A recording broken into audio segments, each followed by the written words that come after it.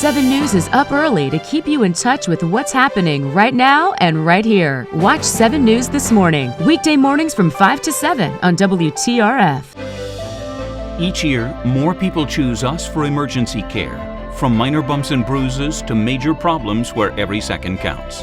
The Sharon and Richard Delesk Emergency Trauma Center at Wheeling Hospital. 7 News, honoring Black history with Ohio Valley Hidden History. We explore the life of the first African-American Major League Baseball player born right here in Jefferson County to the area's only Underground Railroad Museum.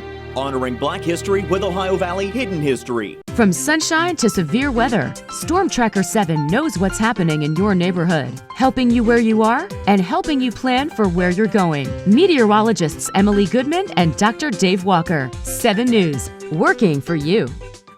Download the WTRF mobile app for information you need now.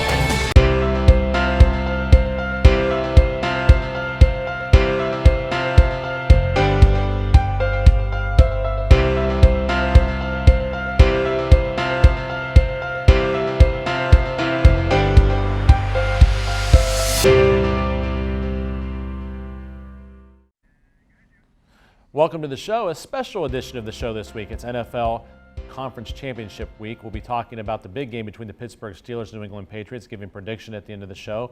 The Packers and Falcons. We'll be talking about Antonio Brown and the star receiver's social media interaction this week, so to speak. And we'll be talking about who's the best quarterback left in these playoffs. And with me here to discuss all these things is Mike Anthony. Mike, thanks for being here. Hey, Jamie, no problem. It's the best week for football fans, Conference Championship Week. Now, to remind everyone, Mike, we did an NFL regular season preview show earlier this year. You were on with me for that show, and you picked the Steelers and Packers to go to the Super Bowl. I did? And here they are, still alive. I'm close. I had the Steelers and the Seahawks, so I was still alive and kept with it through last week. But I'm going to have to change my pick up now, given that the Seahawks are eliminated. So, but we're going to let's start off talking about this controversy surrounding Antonio Brown. After last week's win against Kansas City, and the game was moved to a primetime game because of the predicted weather in Kansas City that didn't really seem to come in. Yeah. But the game goes to primetime after the big win, 2-point margin in Kansas City. In the locker room after the game, Coach Tomlin's giving his post-game speech. People are celebrating, talking. Coach Tomlin uses some expletives to describe the New England Patriots, the upcoming opponent. Some other choice words, and the whole time Antonio Brown is live on Facebook showing it out there to the world. And, a lot of controversy now this week surrounding that. Boy, the terms locker room talk have really come up in the last couple of months, haven't they? They really have, between the election and now this, yeah. Wow, never thought it would come to that. But as a Steeler fan and a fan of sports in general, I don't see the big deal with it. Did I think he held it too long? Yeah. I think he should have let it go. They were dancing and playing with their hair. We won, ha, ha, ha. 3 or 4 or 5 minutes, all his boys came around and were mugging for his phone. And then I was actually watching it. I even shared it on Facebook that night. And I saw a lot of my friends commenting and jumping in there as well. And I can still vividly remember sitting on my couch and hear him say, hey, Coach Thomas about to speak. Let's go over and listen to him speak. And then that came up, and I just thought, oh no, I heard some words, and I saw some things you probably shouldn't have seen. So I think he carried it a little too far. And of course, there's only 2 games this week, so all these shows that need to carry sports 24 hours a day have to have something to talk about. So this is the big deal. I'm thankfully glad it's over. It was a real big deal earlier in the week. Coach Tomlin addressed it, and boy, he really got after him, saying how selfish it was and that kind of thing. And I think it was message heard loud and clear from Antonio Brown, who has a huge following, not only on Facebook, but on Twitter, Instagram, and especially Snapchat. If you don't follow his Snapchat, you're missing out on a lot of good, funny stuff.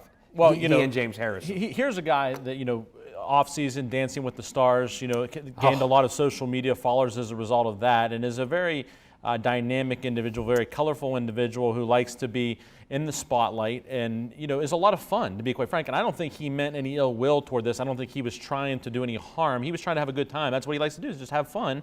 I think he was enjoying himself. But, now it's come out that it's in violation of Steelers team policy, in violation of NFL league policy. And, Coach Tomlin has said, in addition to, kind of chastising him publicly, he's also said he will be punished. He said, we're going to punish him, we're not going to punish us. Meaning he's not sitting out because that would only do further harm to the Steelers to not have their star receiver playing in all or a portion of the game. So he's not going to punish the whole team by sitting him out, but he will be punished. I assume some type of fine, maybe some other, punishment handed out to him. But now, the question is you, over the years, as a coach, what I don't want to ever do is have myself or one of the players give another team or their players or coaches bulletin board material. Over the, that's the old term when you would cut clippings out of a paper. It's bulletin board material. Now it's social media material. But now do the New England Patriots, because Coach Tomlin used some choice words to describe them, and the fact that they had a head start on game preparations because they played on Saturday afternoon, not Sunday night. Do they now have some bulletin board material heading into this week's game, or does it really matter because it's such a big game anyway? Means this much: 0. This game is going to come down to pressure on Tom Brady. This game is going to come down to, can the Steelers secondary hold up to the barrage of passes they're going to face and the power running game of the Patriots. No one cares about Antonio Brown going live on Facebook in the locker room. That's the era we live in now. These guys are chasing endorsements, and I bet you he gets another endorsement out of this, let alone the Pepsi stuff that he does and everything else that he does. And same as Odell Beckham Jr. and all these NBA players and NFL stars, and it's just the world we live in. And yes, would Jack Lambert have probably gone to him and grabbed him by the neck and thrown him against the locker? Probably. But that's not the world we live in these days. It's 2017, and I'm surprised he's the first one to do it. He did it last week after the Miami win, and no one seemed to care. Of course, this one went a little too far, and it violated policy, and you heard some expletives, and I'm glad it's over. Let's play the games. The players are getting asked about it a lot, and you're right that maybe in the olden days, but this is an era where, he's 27 years old, I think. He's been in the league 7 years. Maybe he's 28 now. He'll be 29 in July. So he is a relatively young guy still, so to speak, and grew up in the technology world where this is a part of people's everyday lives. Just like people our age in the 40s, would talk to people in a certain way or grew up around certain things. He grew up living in a technology world where everything you do is on social media, whether it be out at the bar with your friends or in the classroom and what the professor's saying. It's just commonplace. Hey, I'm sharing this with everybody. Or what you're eating, don't forget that. Yeah, the food's always on there. But hopefully it will be put to rest, and we'll talk about the big game later on the show. We need to take a break. When we come back, we'll be talking about the quarterbacks that are left in these NFL playoffs and who's the best one. A lot of great quarterbacks. Stay with us. Start the new year with quality natural products from Danoon Lumber. 8-inch tongue and groove pine paneling, available in 8, 12, and 16-foot lengths. Now only 85 cents a linear foot. Live edge cherry, only $8.50 to $10 a board foot. Why not walnut? Walnut barn doors make any room even more stunning. As we always say, better grade, better selection, better price, better hurry. Danoon Lumber. You can love what you drive. During the Start Something New event, take advantage of once-in-a-lifetime prices with savings up to $11,500 on Ram trucks. Get a new Chrysler 200 starting at $15,995 or 0% for 84 months. Get a new Jeep Renegade Latitude, only $19,995 or 0% for 60 months. Or a Jeep Cherokee Sport for only $19,515. You can love what you drive at Sunset.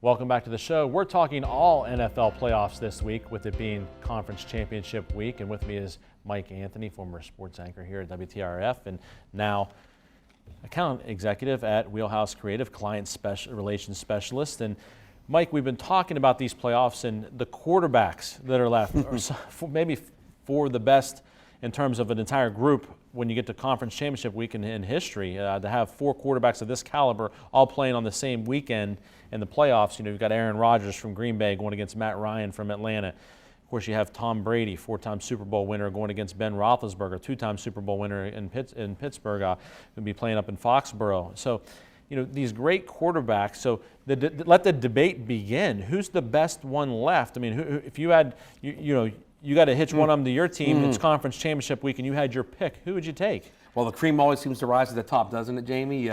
We have 4 teams left, 4 marquee quarterbacks who make a lot of money. And we were talking off air.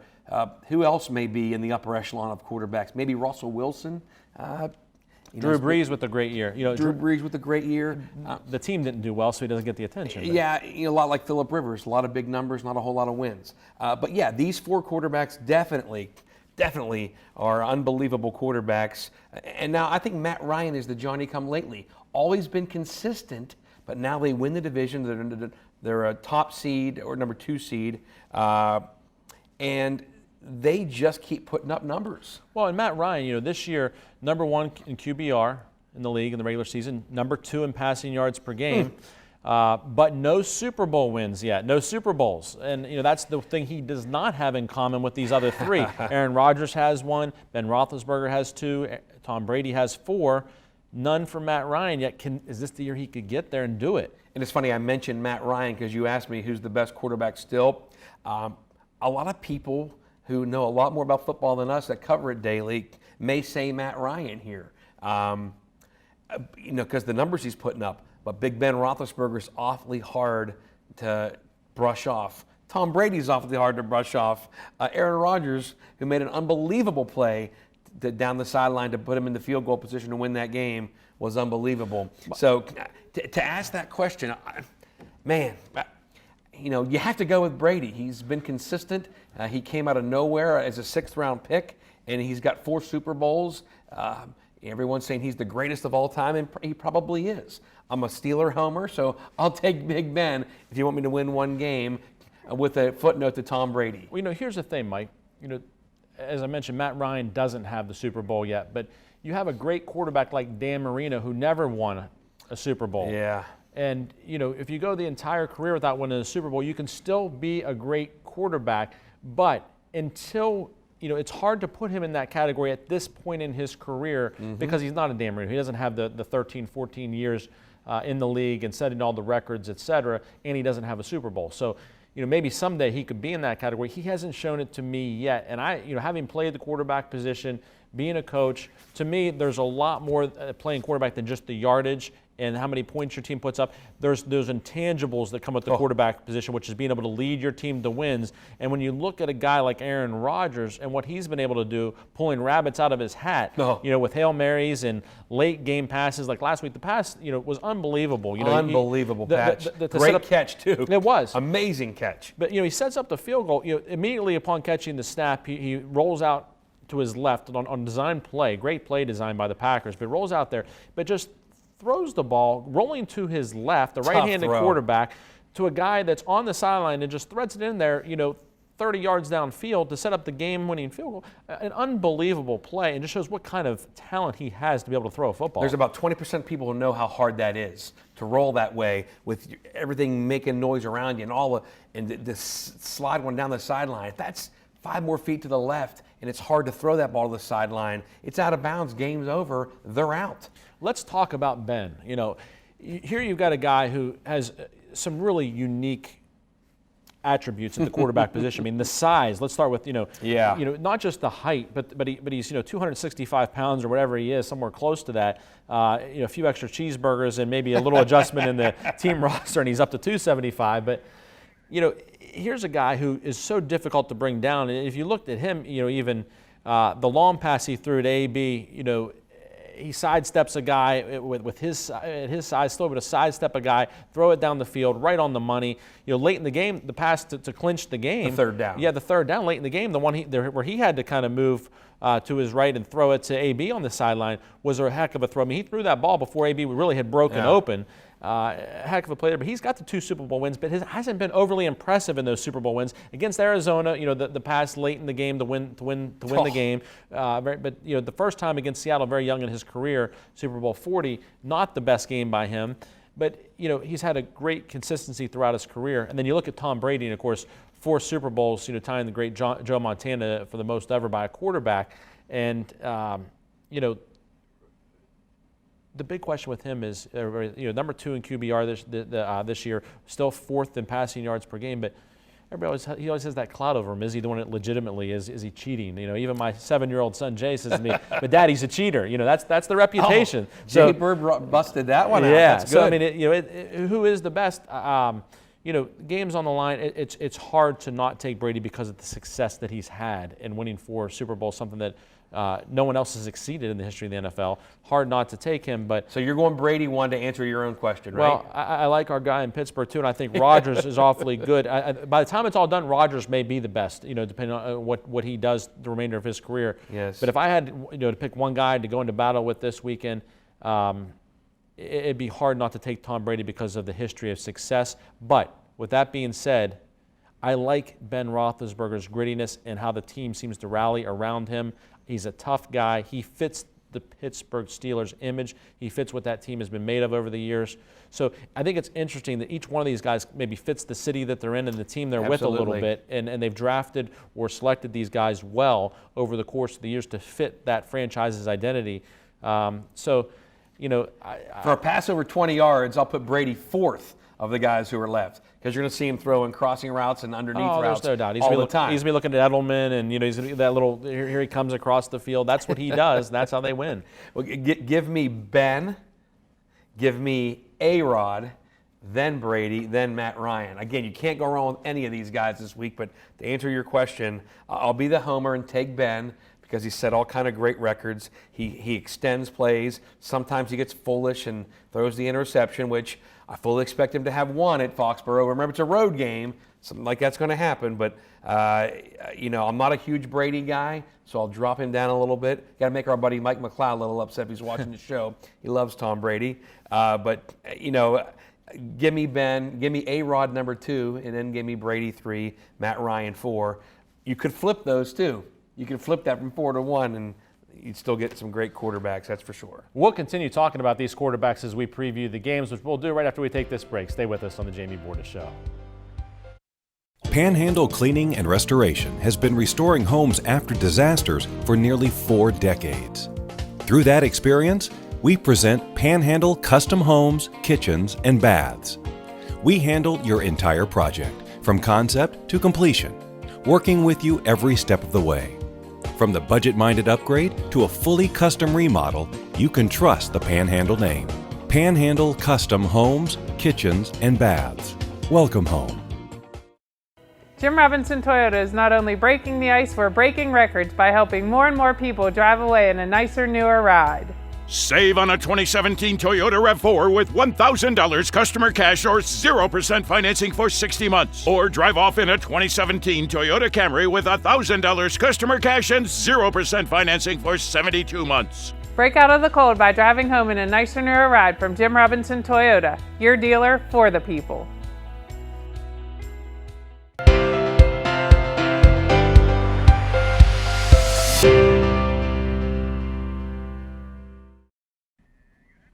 Welcome back to the show. We're talking all NFL playoffs this week with the big game this week between the Steelers and the New England Patriots coming up. But first, we're going to talk Packers-Falcons, the 3:05 game for the NFC Championship and the trip to the Super Bowl. And speaking with me here this week is Mike Anthony, former sports anchor here at WTRF. And Mike, this Packers-Falcons game sets up so well with the quarterbacks we've been talking about, but also a local guy in the game, C.J. Goodwin, Lindsley product from here in the OVAC. Can't be happier for a guy from Wheeling, West Virginia, who's in the NFC Championship game, who went to Lindsley and went to play basketball at a Division III school to come out of high school.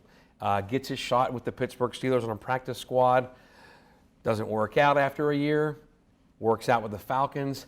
Now he's in the secondary of the Atlanta Falcons, and they're 40 minutes away, or they're 1 game, 4 quarters away from getting to the Super Bowl. I'd like to see the Packers in it, but if the Falcons would get there, I would love it, because I would love to see a kid like C.J. Goodwin play for the Lombardi Trophy. And what kind of athlete do you have to be able to go from being a basketball player to all of a sudden say, I'll do a tryout for the NFL, and hey, receiver doesn't work out, I'll switch over and play defensive back. I mean, you just can't make those changes. It's hard to make those changes at any level. But to do that in the NFL, to be able to go from being a basketball player to now all of a sudden the NFL and I'm a receiver, nope, I'm a defensive back, and to be playing at a high level, pretty daggone impressive. And, but let's talk about that Falcons defense a little bit. I mean, both defenses in this game are problematic. I mean, and they're going to be tested. Falcons 25th in total defense, Packers 22nd. Let's just go down the Falcons 28th in pass defense, 17th in rushing defense, 27th in points per game allowed. And then on the other side, the Packers 22nd in total defense, 31st in pass defense, 21st in points allowed, but 8th in rushing defense. That's the only category either one of these two teams are in the top 10 and on the defensive side of the ball is the Packers rushing defense, but the Falcons have the number 5 rushing offense in the league. So, will the rushing game matter or not? Usually it comes down to passing in the NFL, to be quite frank. Absolutely. Both these defenses will be tested. I kind of feel bad for CJ because this game has got 38, 36 written all over it, 47, 45. One of those high scores. If they come out of the gates quickly, expect it to be a high-scoring game. And if it isn't, they'll make up for it in the fourth quarter. Whatever the over/under is, I'm taking the over, and I bet you it's up near 80-something because this is going to be a high-scoring game for sure. Well, Falcons first in the league in scoring offense, Packers fourth in the league in scoring offense, and of course, these quarterbacks that can take the team down the field, put points up. The Falcons are, the one thing they do seem to have an advantage, they are the 5th team in rushing yardage. Packers only 20th in rushing. And playoff football, that can make a difference. Of course, no bad weather here. Falcons, this game will be inside. It's not up in Green Bay. That's why the numbers will be way up in this game. Yeah, so they'll be throwing it around. And, it'll be interesting to see which quarterback, when the game's on the line, can pull it through. And Rodgers has had the hot hand. Oh, boy. And we mentioned quarterbacks in the last segment, and I wanted to mention, I think the greatest play of the entire weekend last weekend, and there were millions of them to choose from, the biggest play nobody's talking about was when Rodgers was sacked with under a minute to go, and he held on to the ball on that blindside sack. I cannot believe that ball didn't come out. Dallas recovers. They're in field goal range, kick a field goal and win that game. Held on to the ball from a blind sack. I think a play or two later is when he hit the big one down the sideline to get him in position. So it's just those kind of things. And maybe Matt Ryan isn't ready for that kind of thing yet, but Aaron Rodgers holding on to the ball, Aaron Rodgers making a great play down the sideline, and they've won how many in a row since he's so everybody just, we're going to run the table. It wasn't quite relaxed like 2 years ago. We're going to run the table. Great point, Mike, about holding on to the ball. Really tough to do when you have a guy hitting you with that type of force from behind. And so give us a quick prediction on this game. Who do you like? I'm going to say Packers. 36-35 in a weird score. I'm going to take the Packers by 3. I'll take them by a field goal. And this was your pick before the year to go to the Super Bowl. We'll see if it pans out. I have to stay with them, but I'd love to see C.J. Goodwin get there. We need to take a break. When we come back, we'll be talking about the big game. That's the Steelers and the Patriots. Stay with us. We'll talk all about it. At Progressive Bank, our loan process is unique. It's personal. Our local lenders ease your mind and help you get the loan you need and deserve. Progressive Bank, personal bankers with millions to lend to local families and businesses. Come in, Ohio Valley. We're lending. I was the oldest of 9 children, so as a result of that, I grew up fighting battles for my brothers and sisters, and we grew up in some pretty tough neighborhoods. I saw juveniles and women being mistreated, and I thought that it would be a wonderful thing to be able to fight for people that were less fortunate and that couldn't fight for themselves. The thing that I enjoy still is helping people and fighting fights that other people sometimes weren't able to fight themselves. Bordas and Bordas, fighting for justice. Progressive Bank understands borrowing money can be a daunting experience. Our local lenders ease your mind and help you get the loan you need and deserve. Progressive Bank, personal bankers with millions to lend to local families and businesses. Come in, Ohio Valley. We're lending.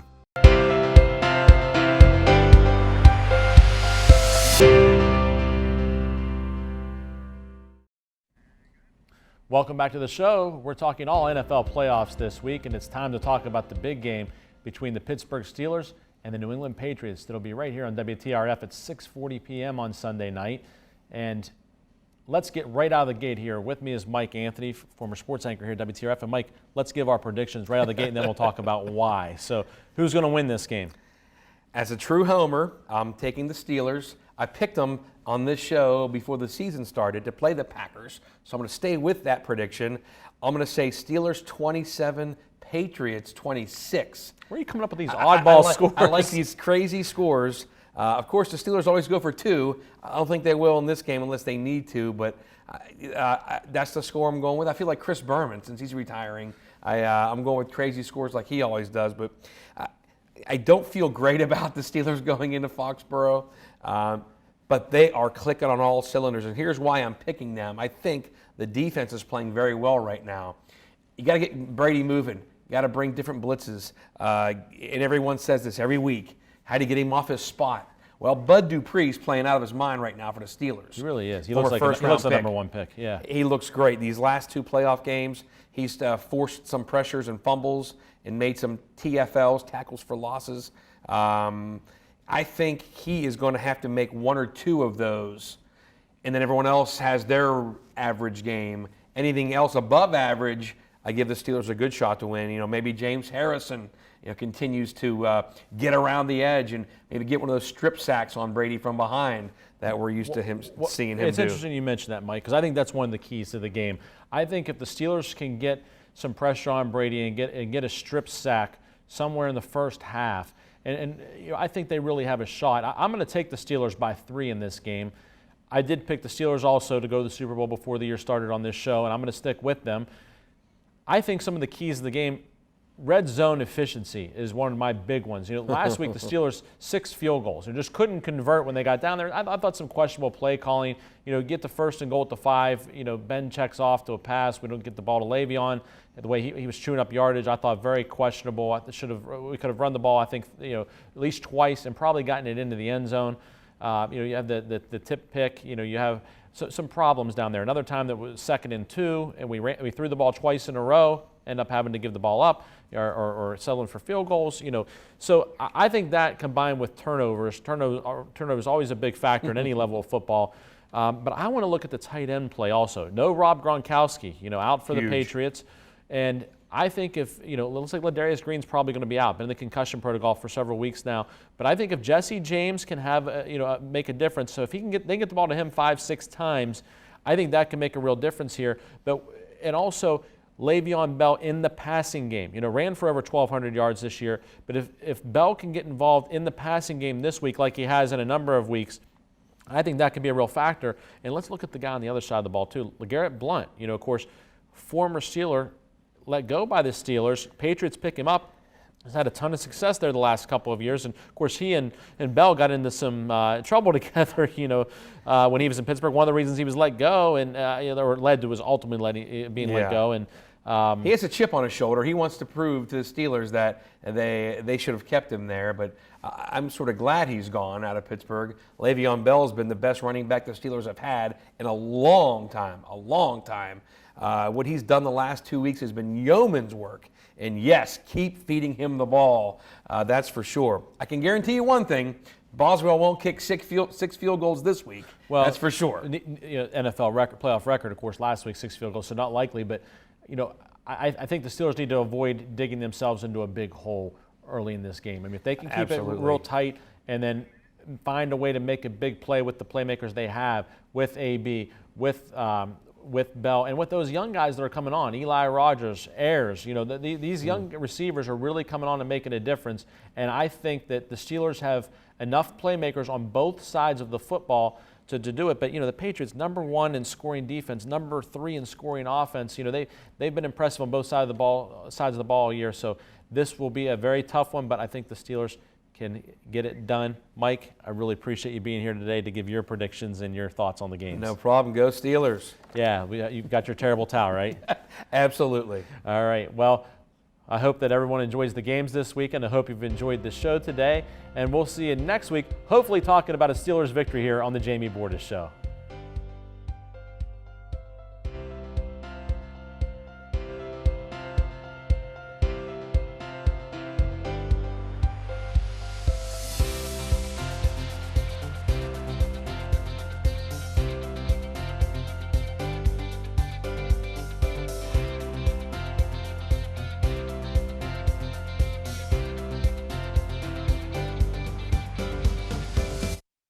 Download the WTRF mobile app for information you need now.